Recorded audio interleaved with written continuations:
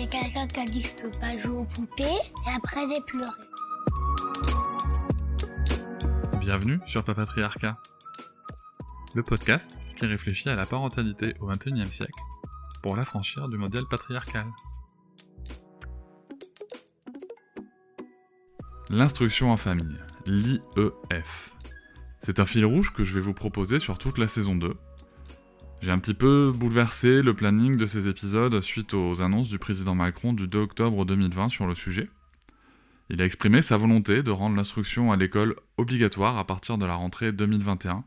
Et dans tous les propos que nous pouvons entendre, que ce soit du gouvernement ou dans les médias, nous apercevons qu'il y a énormément peu de gens qui sont instruits sur le sujet, qui le connaissent. Bien évidemment, il y a des gens qui pratiquent l'instruction en famille, et pour d'autres pour qui c'est un projet de vie, c'est notre cas. Et je me suis dit que les premières personnes à qui il fallait laisser la parole, eh bien ce sont ceux qui sont concernés en premier lieu, c'est-à-dire les enfants. J'ai donc le plaisir de recevoir une enfant aujourd'hui qui va pouvoir nous parler de son quotidien, qui va pouvoir nous donner sa vision du sujet et comment est-ce qu'elle vit ça. Elle va nous parler de l'instruction en famille, elle va nous parler de rythme de l'enfant, elle va nous parler d'acquisition de compétences, de perception de l'enfant par rapport à cette nouvelle. Elle va nous parler de motivation, elle va nous parler d'intérêt, elle va nous parler d'enthousiasme, elle va nous parler de jeu. Vous pourrez la découvrir sur le compte Instagram et la chaîne YouTube @addfunandmix. Et je vais la laisser se présenter. Je m'appelle Sam, j'ai 12 ans et demi. Dans la vie, ma plus grande passion, c'est le théâtre. C'est vraiment ma plus grande passion. Je fais du théâtre depuis que j'ai 7 ans. On m'avait conseillé d'aller en cours de théâtre parce que je parlais beaucoup. Et du coup, j'ai testé le théâtre et depuis, j'adore ça. Plus tard, je veux être actrice et comédienne. Et aussi critique littéraire parce que j'adore lire des livres et raconter ce que j'en ai pensé. Un autre truc qu'il faut savoir sur moi aussi, c'est que j'aime beaucoup la nature et les animaux. Et je suis végane. Et je fais l'école à la maison aussi. Alors, tu fais l'école à la maison, d'accord. C'est-à-dire, comment ça se passe l'école à la maison ?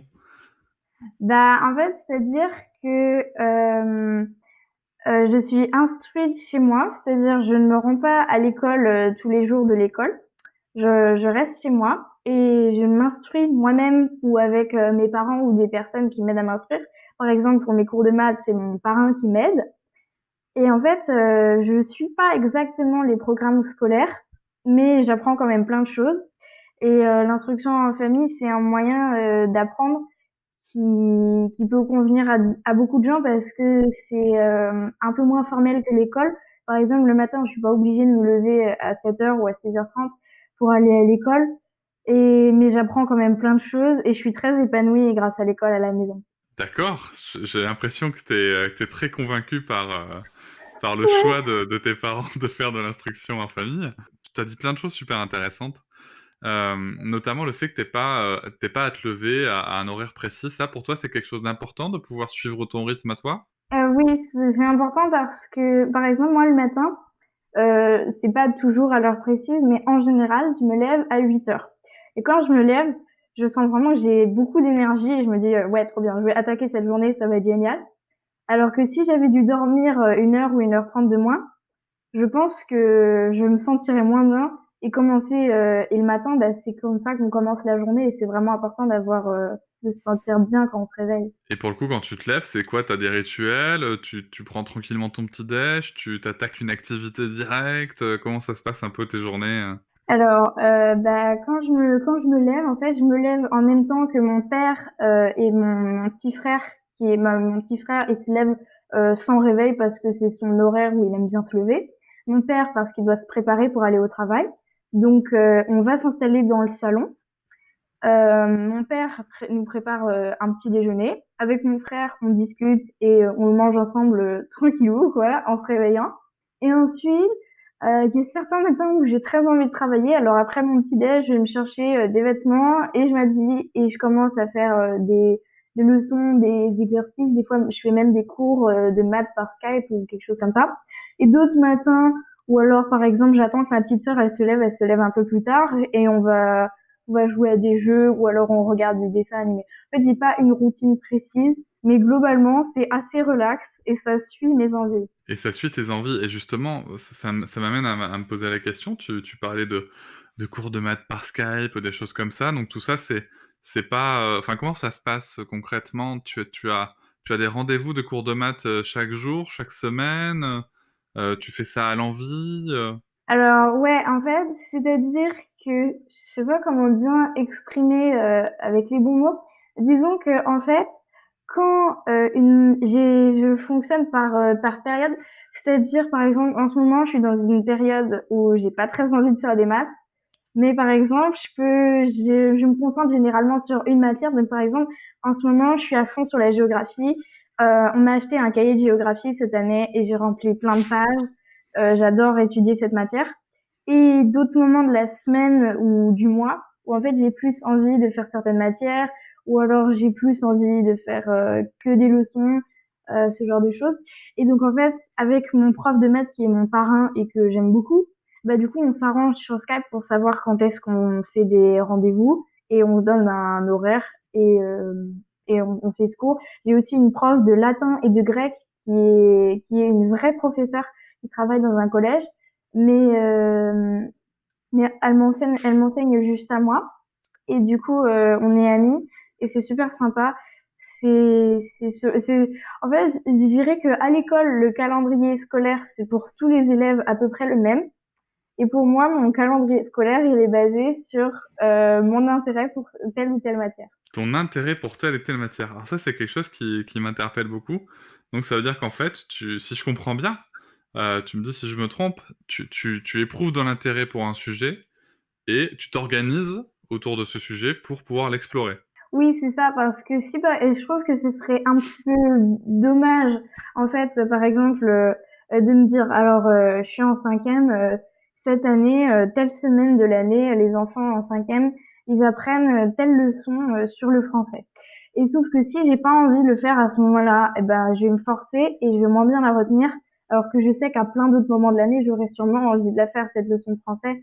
Je vais peut-être lire un livre qui fait appel à cette notion, ou alors quelqu'un va m'en parler et ça va me donner l'envie de le faire et à ce moment-là, ça sera beaucoup plus facile. J'adore tes réponses. Merci.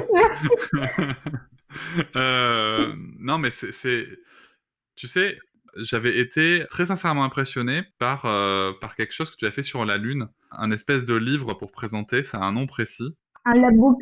un labbook.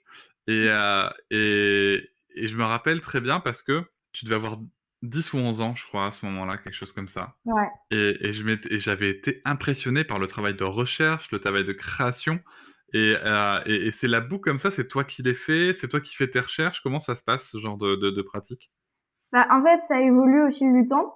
Depuis que je suis toute petite, je fais des labooks. Je crois que mon premier labook, je l'ai fait à 7 ans. Bon, c'est pas si petit que ça, mais à l'échelle de ma vie, c'est quand même petit. Et, euh, et en fait, mon premier labook, je me souviens, c'était sur la vanille. Et en fait, ma mère m'avait beaucoup aidé à faire des recherches. Elle m'avait trouvé des sites, des sources, des livres. On avait regardé un documentaire ensemble. Et après, elle m'avait aidé à faire la mise en page et tout, parce qu'à ce moment-là, j'avais pas encore toutes ces compétences. Et par exemple, depuis, j'en ai fait plein des labooks. Et mon labook et mes exposés de manière générale sur la Lune, le cerveau, ce genre de choses, ça, je l'ai fait beaucoup plus en autonomie. Parce que par exemple, je sais où trouver des infos pour mes recherches. Je sais aussi à peu près comment faire une mise en page. Et je sais aussi comment il faut présenter les choses, dans quel ordre il faut le dire pour que ça soit cohérent. Alors du coup, quand j'ai fini mon travail, je leur présente. Et si jamais ils ont des commentaires, genre, attends, tel truc, j'ai pas compris, ou alors tu l'as mal prononcé, après je rectifie, mais globalement, je le fais de manière assez autonome. Bah, en tout cas, moi, je suis impressionné par ce que tu proposes. En plus, depuis peu, tu proposes aussi des vidéos sur Instagram où tu expliques des choses. Tu as appelé ça Le saviez-vous? Donc, Oui. le petit jeu de mots sympa. Et ça, en fait, ça t'est venu comment? Tu peux raconter un peu la genèse de cette envie de faire des vidéos et de passer des messages? Ben, c'est parce qu'en fait, quand j'apprends des trucs, souvent en fait, je travaille le matin après m'être levée et en fait, toutes les choses que j'apprends pendant la journée, quand mon père revient du travail, j'ai extrêmement envie de lui expliquer et de lui raconter. Alors des fois, c'est des trucs qu'il connaît déjà et des fois, c'est aussi des choses que je lui apprends et je trouve ça super cool de pouvoir reformuler ce que j'ai appris à quelqu'un, de lui expliquer. En plus, ça me permet de mieux mémoriser. Alors du coup, comme j'aimais bien apprendre par cœur des infos un peu bizarres et insolites et les raconter à ma famille, un jour, ma mère qui aime bien faire des jeux de mots a dit t'arrêtes pas de nous faire des le saviez-vous? Pourquoi on n'appellerait pas ça les le saviez-vous et tu fais une rubrique de vidéos? Et j'ai dit ah ouais c'est rigolo. Et quelques jours plus tard, elle m'en a reparlé et je lui ai dit attends, c'était pas une blague, c'était une vraie idée. Et j'ai trouvé l'idée bonne, mais je pensais qu'elle faisait une blague. Et qu'est-ce que tu en penses de ces moments-là quand tu filmes ça? Est-ce que c'est quelque chose qui Euh, t'apporte quelque chose? Est-ce que ça te plaît? Ben oui, ça me plaît parce que sur le moment, quand je tourne, personne ne le voit, mais après, des gens vont le voir. Et quand je vois les retours positifs dans les commentaires, ça me fait plaisir. Alors du coup, déjà, ça me donne la motivation de faire ces vidéos.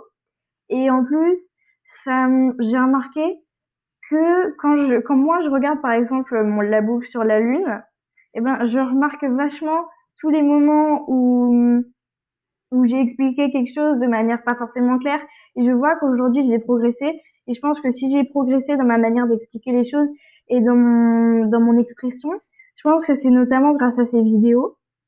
Donc du coup ça m'apporte de l'expérience parce que déjà pour être actrice et comédienne, c'est important de savoir s'exprimer à l'oral et en plus comme je sais qu'il y a plein de gens qui aiment bien mes vidéos et que ça me fait plaisir de les faire, bah voilà, ça m'apporte plein de choses cool.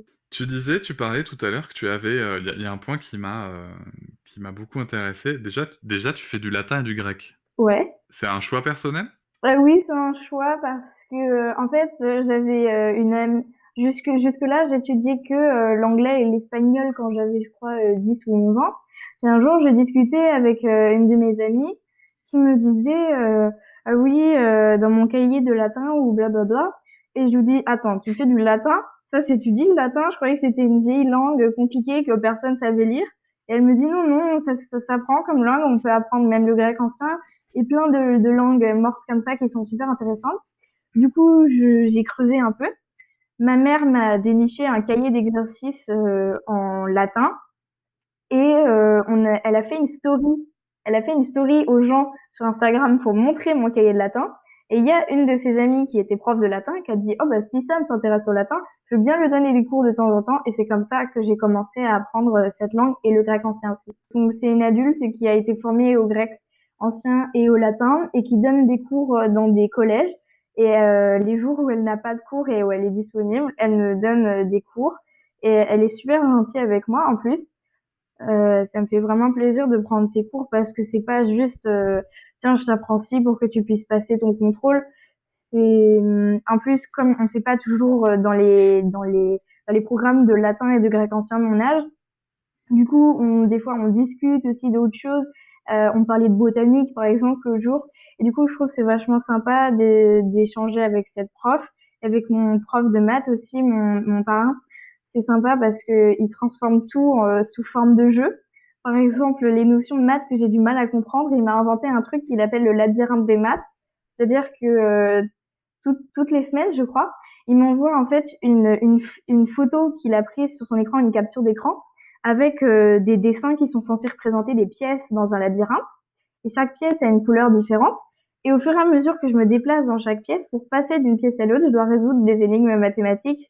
Et ça fait des jeux. À chaque fois, je me dis, j'ai trop envie de savoir ce qu'il y a de l'autre côté. Alors du coup, je résous l'énigme mathématique et je l'appelle sur Skype ou je lui envoie des messages si j'ai besoin d'aide.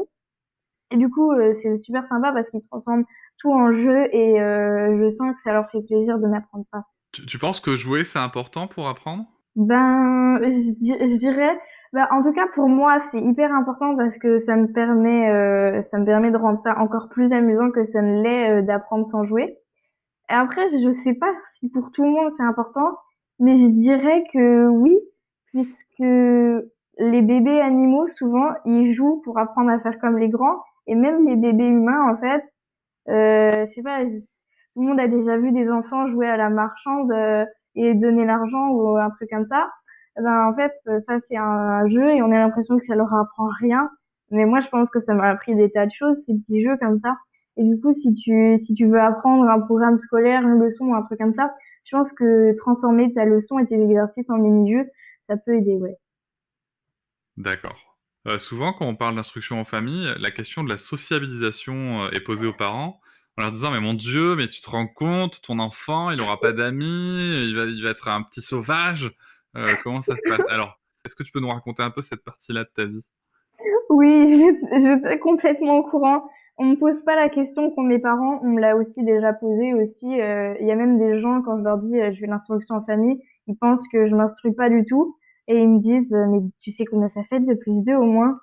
Et c'est un petit peu vexant, mais je le prends pas personnellement. C'est vrai que c'est pas très connu l'instruction en famille. Oui, j'ai des amis. Alors, comme je vais pas à l'école, je suis pas entourée d'une trentaine d'enfants toute la journée, mais j'ai quand même plein de moyens de voir des gens. Bah, par exemple, déjà, j'ai 2 frères et sœurs avec lesquels j'interagis au quotidien. On se dispute des fois, mais on s'entend quand même très bien. Ensuite, j'ai aussi mes parents. J'ai des amis qui font aussi l'école à la maison, mais en général, c'est des amis que, en fait, que ma mère, dont ma mère connaissait la mère, et ensuite on s'est mis à correspondre. Donc en général, c'est des amis qui habitent loin. Et j'en ai plein les amis comme ça qui font l'école à la maison aussi, qui ont à peu près mon âge. On s'envoie des mails ou des lettres, ou des fois on s'appelle sur Skype avec le son et la vidéo. J'ai aussi des amis parce que 3 fois par semaine, pour mon cours de théâtre, de hip-hop et de danse moderne, je vais dans un centre d'activité avec d'autres jeunes de mon âge. Et là, j'ai aussi des amis, même les enfants avec qui je suis pas amie, on discute, je discute avec les profs, je discute avec la dame à l'accueil qui est super sympa. Et du coup, j'ai pas l'impression en fait de me sentir seule parce que j'ai quand même plein de contacts avec des gens et je sais pas si par rapport à à des enfants qui vont à l'école, j'ai moins d'amis, mais en tout cas, même si j'avais moins d'amis, en tout cas, je pense qu'on a vraiment une amitié très solide. Genre, par exemple, ma meilleure amie, ça fait des années qu'on se connaît et on est super super proches. Et je trouve qu'au final, c'est mieux d'avoir 3 ou 4 amis super proches que d'en avoir plein qui sont juste des copains parfois et que tu vois à l'école et que en fait en dehors de ça que t'apprécies pas forcément. Et du coup, je trouve que la socialisation c'est check sur la liste des choses à faire. Check socialisation. Ouais, toi, tu vis ça très bien, quoi, finalement. Bah Et oui. tu parlais de, les gens qui demandent si tu sais compter, des choses comme ça. Comment ça se passe, en fait, quand il y a des gens dans la rue ou des commerçants ou quoi et qu'ils apprennent que tu vas pas à l'école? C'est quoi leur réaction et toi, comment tu la vis? Alors, je constate que en fonction de mon âge et en fonction de à qui je dis, la réaction est différente. Donc, par exemple, quand j'étais petite, par exemple, que j'avais 4 ou 5 ans et que j'étais pas encore en CP et que je devais pas encore apprendre à lire et à écrire, les gens le prenaient moins et disaient oui, elle va pas à la crèche, c'est sympa de rester à la maison et tout et de jouer.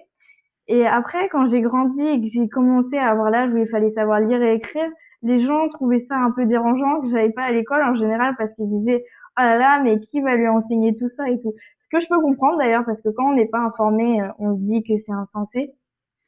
Mais alors il y a des gens qui le prennent très bien, qui sont au courant et qui disent ah c'est super. Et même des gens qui me demandent ah mais comment ça se passe? J'aimerais tenter avec mes enfants ou des trucs comme ça.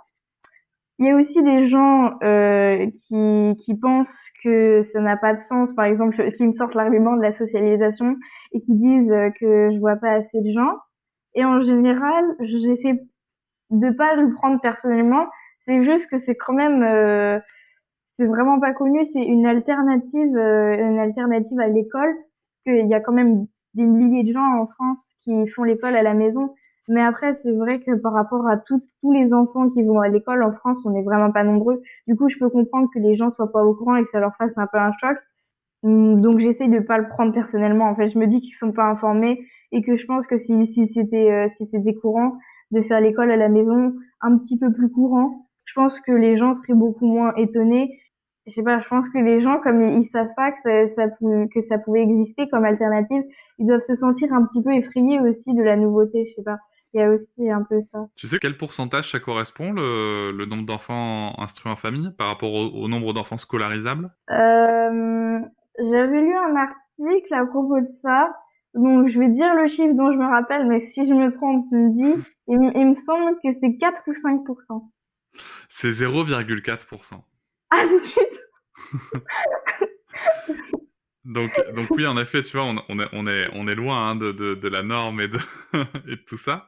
Ça explique ça. Moi, je trouve que enfin, je vais me permettre un avis, c'est quelque chose que je fais rarement dans mes interviews, mais euh, je suis quand même assez bluffé par la réaction avec et le recul avec lequel tu prends ces remarques.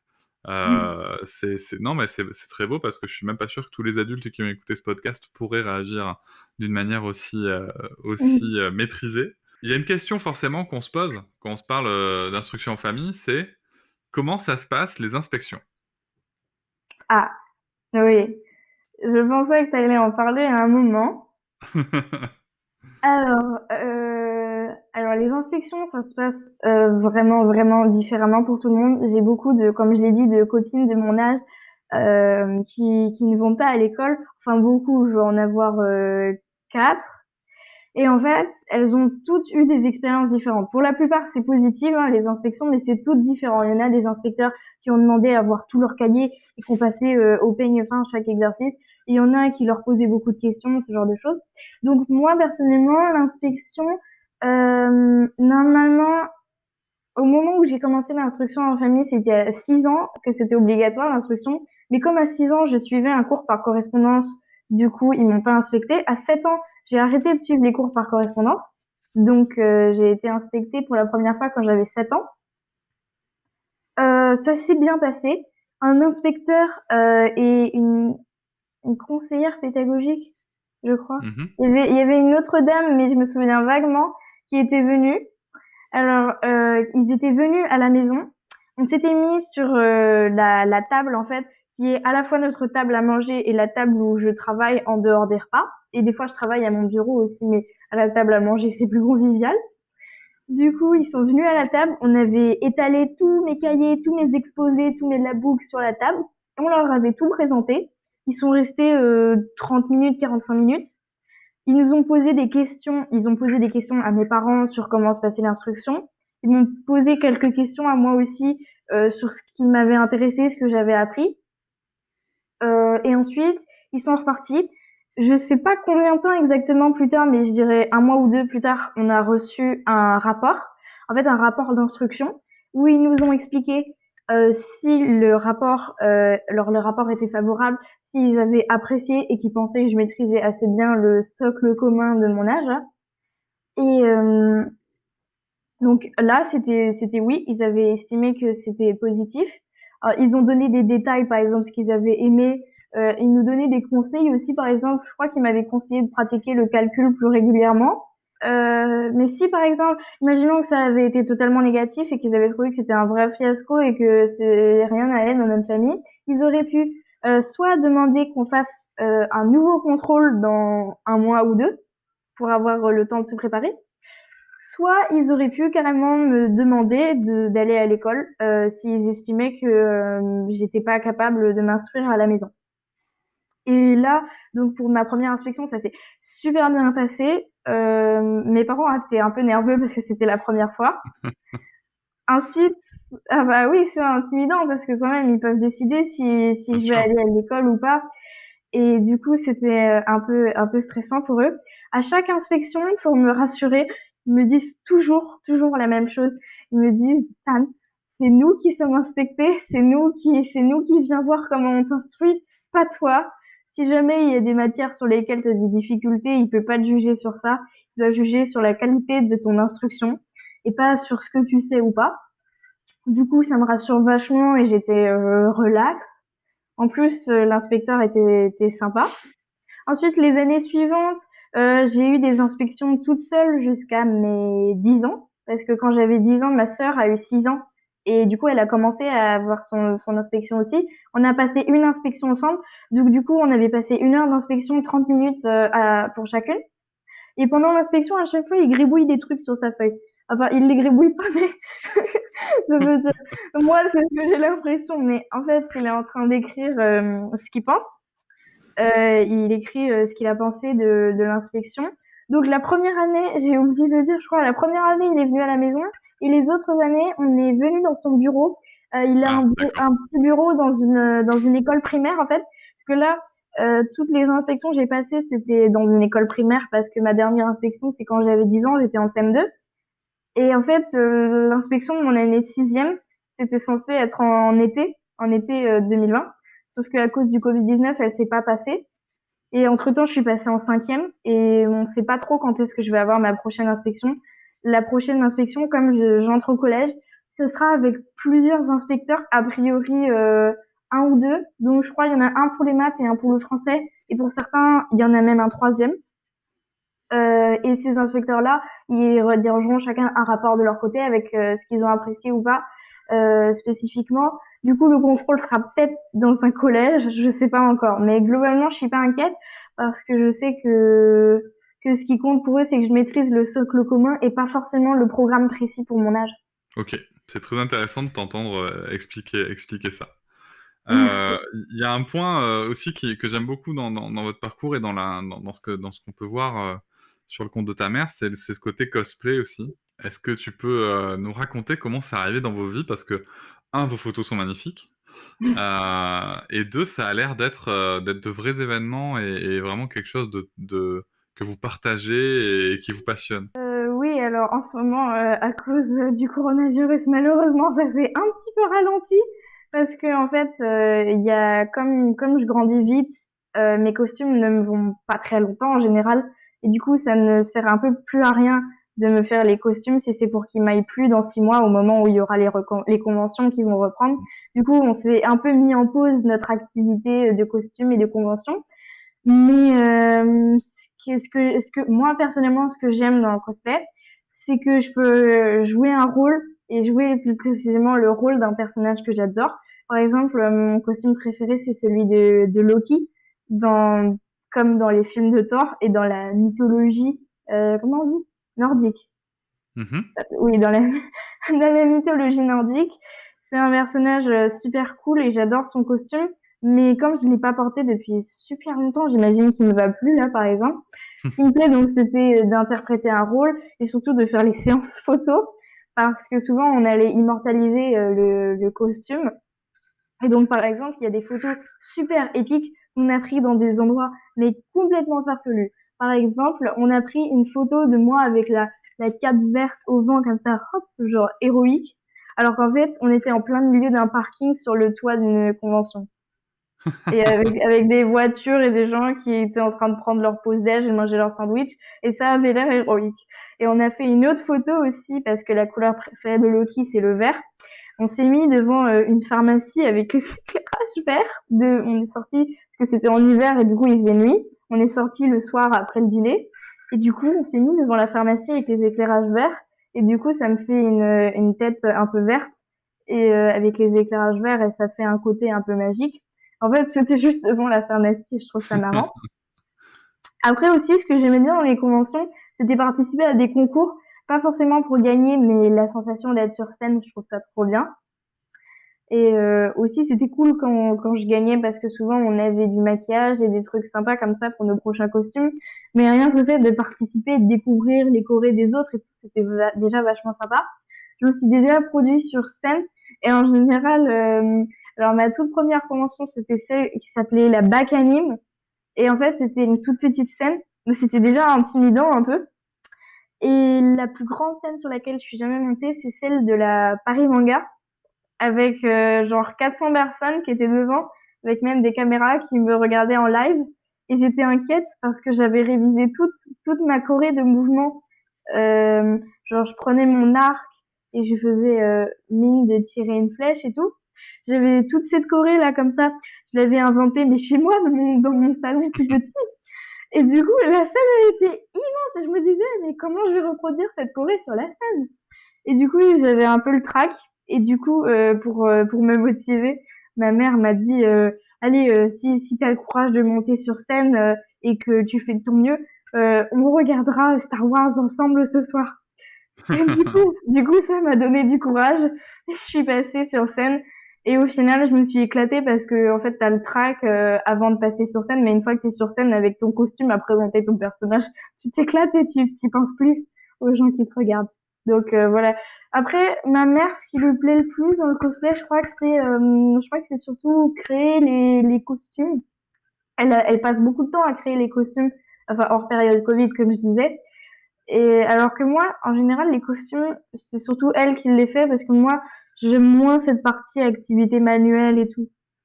C'est moins un truc qui me plaît, mais j'aime bien la regarder faire. Et je sais pas si t'as déjà vu sur Instagram avec ta compagne, si t'as déjà vu des stories d'elle en train de faire avec marqué Work in Progress. Bah toutes ces stories, c'est presque toujours moi qui l'affirme.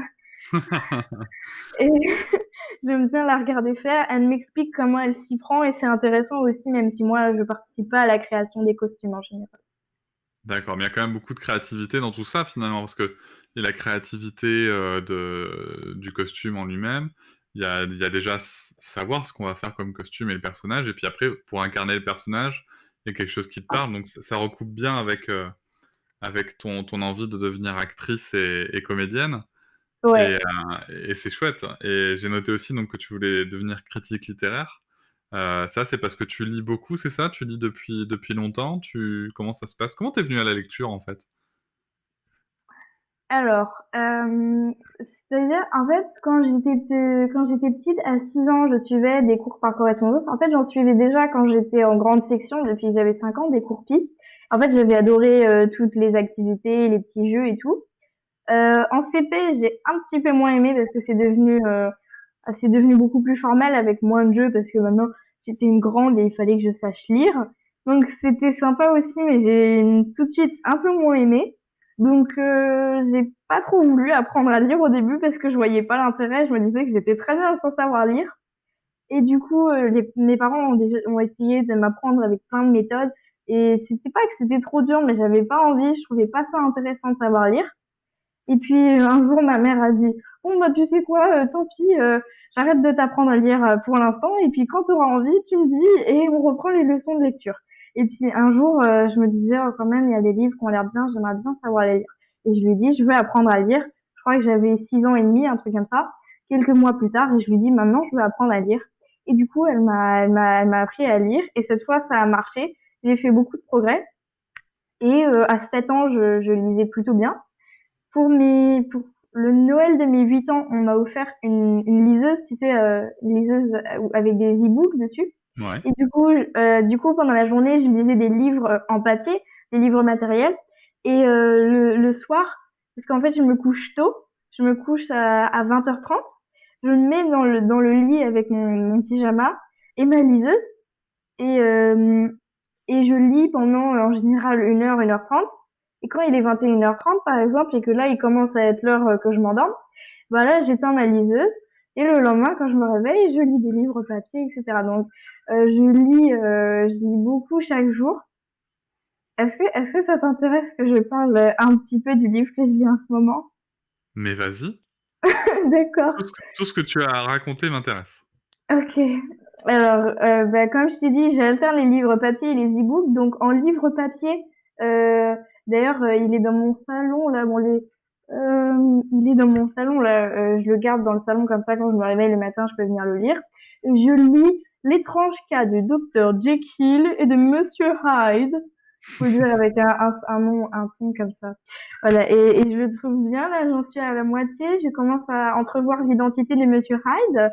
Du coup, j'aime bien, on me l'avait conseillé parce que c'est un classique et dans plein de séries, j'ai vu des références à ce livre. Je me disais, mais c'est quoi, c'est qui Monsieur Hyde et du coup, je le lis et je le trouve bien.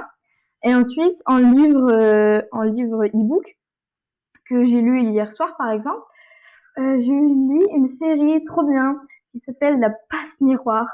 C'est un best-seller en France et dans le monde entier, je l'adore. J'ai lu le tome 1 et le tome 2 et là, j'en suis au tome 3. Je trouve ça vraiment bien parce que moi, mon style de livre, c'est surtout la science-fiction et la fantasy et j'aime bien les dystopies aussi. J'avais lu un livre qui s'appelait Le Passeur que j'avais adoré. Donc, je lis plein de livres différents. Et en fait, ma mère, pour l'inspection, on retourne un peu à l'inspection. Pour l'inspection, ma mère, elle tient une liste. D'ailleurs, je l'aide un peu, des fois quand elle oublie ce que j'ai lu, je l'aide à compléter la liste. C'est une liste avec les noms de tous les livres que j'ai lus, les noms de tous les auteurs et une liste numérotée. Et par exemple, pendant l'année 2019-2020, là, celle qui vient de se finir, je crois que j'ai lu 50 livres à peu près. Euh, et cette année-là, j'ai déjà lu 3 ou 4 livres parce que j'aime beaucoup ça. Il y a des moments où je lis plus. Par exemple, pendant les vacances, je lis beaucoup plus parce que déjà, comme j'ai plus mes cours dans les centres et au conservatoire et tout, j'ai plus de temps libre. Et en plus, on achète des livres à la super bibliothèque de notre lieu de vacances, de la librairie, je veux dire. Du coup, j'adore lire et surtout, j'adore quand ma mère me déniche des best-sellers et des pépites parce qu'elle est super forte. Bah, on remarque, c'est ma mère, mais elle me connaît très bien et elle me choisit souvent des bons livres, donc du coup, ça me donne envie de lire. Bah, de toute façon, alors moi personnellement, si tu veux, je ne peux que t'encourager à lire de la fantasy, de la de la science-fiction et de la dystopie, ce sont mes genres préférés. Ah oui, J'ai lu que ça pendant très longtemps.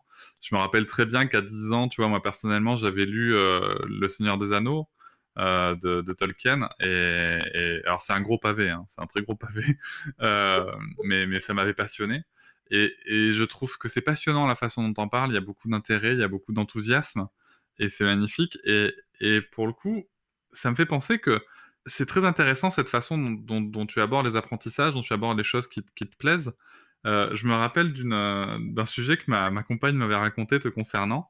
Apparemment, il fut une période où tu étais extrêmement enthousiaste concernant les minéraux. ah oui, oui, oui, j'ai eu cette période. Est-ce que tu peux nous raconter un peu? Parce qu'elle me disait que tu étais allé jusqu'à suivre des MOOC en ligne, des trucs comme ça? Ah oui, oui, oui, oui. Alors en fait, c'est-à-dire que honnêtement, je me rappelle même plus comment ça a commencé cette passion parce que je sais pas, un jour j'ai peut-être fait une leçon de sciences ou un truc comme ça dans mon cahier de sciences, un truc comme ça sur les minéraux. Du coup, ma mère était allée la galerie du Louvre et on avait déniché un petit magasin super beau avec des minéraux et des cristaux et tout. Bon, un peu cher parce que ça reste cher les minéraux mais qui étaient quand même à des prix accessibles. Alors, elle m'en avait pris quelques-uns, une améthyste, une émeraude ou des trucs comme ça. Et ensuite, on les avait ramenés à la maison. Elle m'avait imprimé des fiches où je devais écrire le poids, le nom, etc. J'avais trouvé ça super bien. Je m'étais trop pris pour une petite scientifique et tout. Ça m'avait fait naître, je pense que c'est comme ça que mon intérêt pour les minéraux est né. Et je devais avoir 8 ans, quelque chose comme ça.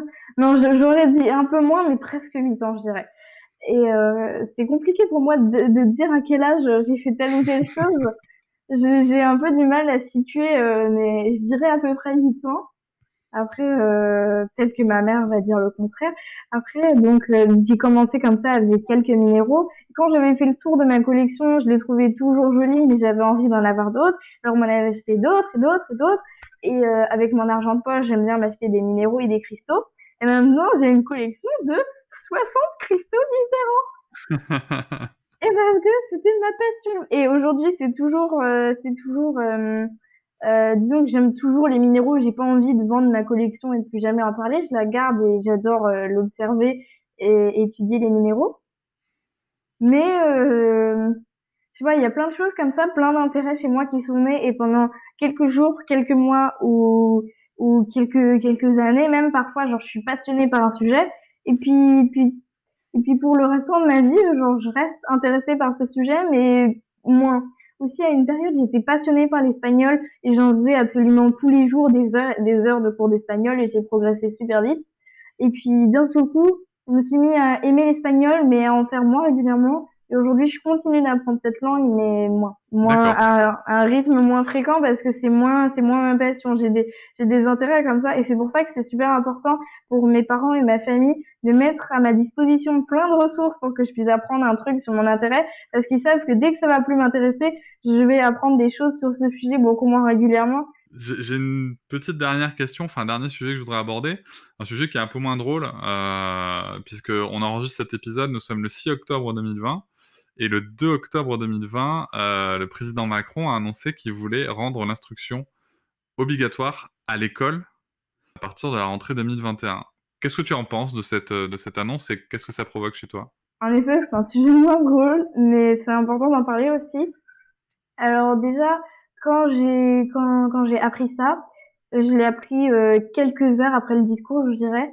Euh, En fait, c'est ma mère qui a été informée d'abord et qui est venue, qui s'est assise sur une chaise à côté de moi et qui m'a parlé et qui me l'a expliqué. Parce que si c'était quelqu'un d'autre qui m'informait ou que je tombais sur un article ou un truc comme ça allait être moins agréable que si c'était elle qui me l'annonçait. Vu qu'elle me l'a annoncé, elle m'a expliqué qu'il avait fait un discours. Et au début, ma réaction comme ça, sans plus d'explication, ça aurait été «Ah mon Dieu, tu peux faire ça?» C'était ça ma réaction à l'instant. Donc j'étais un peu effrayée, mais ma mère m'a rassurée en me disant que déjà c'était une proposition de loi qu'ils voulaient faire, mais que la loi était pas encore passée et que bien sûr ça pouvait très bien ne pas passer et donc c'est pas encore sûr. Mais et elle a dit aussi que si jamais la loi passe, je serai pas forcée d'aller à l'école. On trouvera une solution, par exemple. Je sais pas encore à quel type de solution ils pensent, mais mes parents m'ont dit qu'ils trouveront une solution. Si jamais ça passe et que j'ai pas envie d'aller à l'école, on trouvera une solution pour que je puisse continuer à m'instruire comme je le veux, tout en respectant les nouvelles lois. Et donc ça risque d'être compliqué, mais voilà. Donc perso, je suis un peu déçue que ce soit interdit. J'ai pas vraiment d'avis sur ce qu'il a dit parce que je suis pas très informée sur les raisons de son interdiction, etc. Mais après, je sais pas, je trouve ça dommage de m'enlever cette liberté à moi parce que et à d'autres gens aussi parce que moi j'adore faire l'école à la maison j'apprends beaucoup mieux comme ça en fait. Et D'accord. du coup, voilà. Après, je suis, comme je l'ai dit, je suis pas super informée. Je sais pas si ces raisons sont valables ou pas. Je suis pas experte. Je sais juste qu'il veut faire interdire l'école à la maison, mais après, j'ai pas un avis plus développé que, ah, c'est dommage, quoi. Et une dernière question, est-ce que tu as déjà eu envie d'aller à l'école? Oui, j'ai déjà eu envie d'aller à l'école, mais disons que j'étais un peu petite et quand on est petit, souvent, euh, pour mes frères et sœurs, ça l'a fait plus ou moins, je dirais. En fait, quand j'étais petite et que je voyais que les autres enfants, ils allaient à l'école, là, je voyais dans les dessins animés du genre, je sais pas, trop, un truc comme ça, je voyais les petits héros et les petites héroïnes aller à l'école. Et comme c'était la version dans les dessins animés avec, je sais pas, un peu romancé pour l'histoire et tout. Du coup, en fait, ça me paraissait super bien. J'avais l'impression qu'ils passaient tout leur temps dans la cour de récré ou à bavarder. Et je me faisais une représentation un peu idéalisée de l'école. Je sais pas si j'avais vraiment super envie d'y aller, mais disons que je trouvais que ça avait l'air pas trop mal.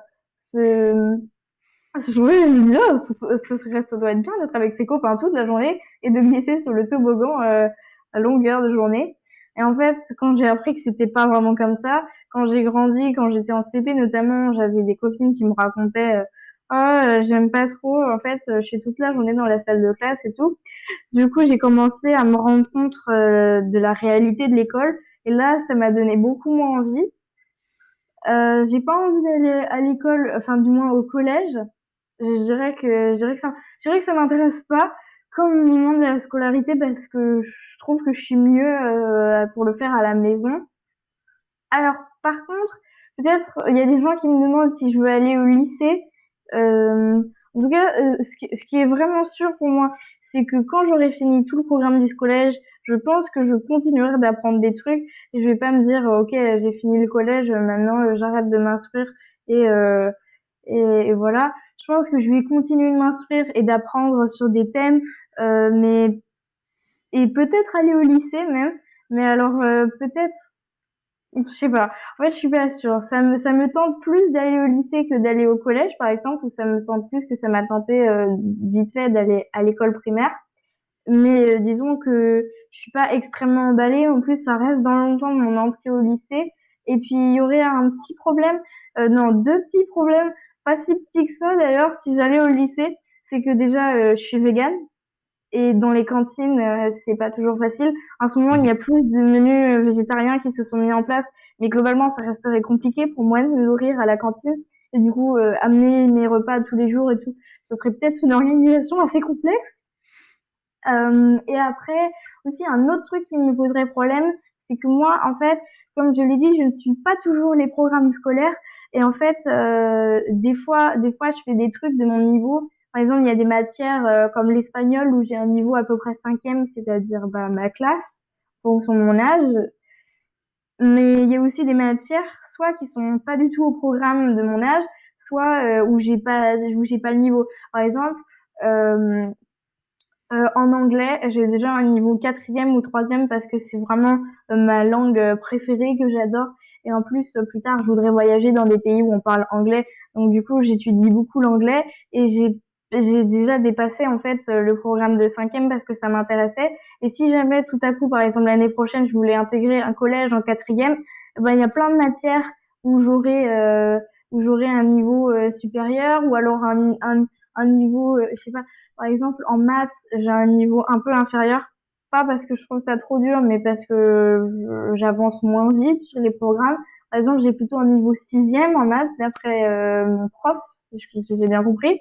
Alors que je suis censée être en cinquième et j'ai pas encore vraiment commencé les programmes de cinquième parce que je préfère avancer à mon rythme. Alors que pour certaines matières, genre limite, je suis des MOOC pour adultes ou au niveau université parce que c'est vraiment un truc qui me passionne et que pour moi, c'est pas difficile de comprendre un thème qui m'intéresse beaucoup. Du coup, si j'allais à l'école, voilà, il y aurait ces deux difficultés, me nourrir à la cantine et ensuite essayer de me mettre au niveau à peu près pareil dans toutes les matières parce que pour l'instant, j'ai un niveau pas du tout égal partout. Et c'est super intéressant ce que tu dis parce que moi, je vais te dire ce que moi j'apprécie dans l'IEF, dans l'instruction en famille, c'est justement qu'on laisse à l'enfant cette liberté de devenir ce qu'il est, ce qui l'intéresse et au rythme qu'il veut. Ça, c'est mon point de vue. On arrive au bout, ça y est, de cet entretien, Sam. Je te remercie beaucoup d'avoir pris le temps de nous raconter tout ça. J'ai passé un excellent moment en ta compagnie et je te dis au revoir. Au revoir, merci, c'était sympa. Je vous remercie de m'avoir écouté. Je vous invite à vous abonner et nous pouvons aussi nous retrouver sur Facebook, Instagram et sur le blog papatriarca.fr. À bientôt.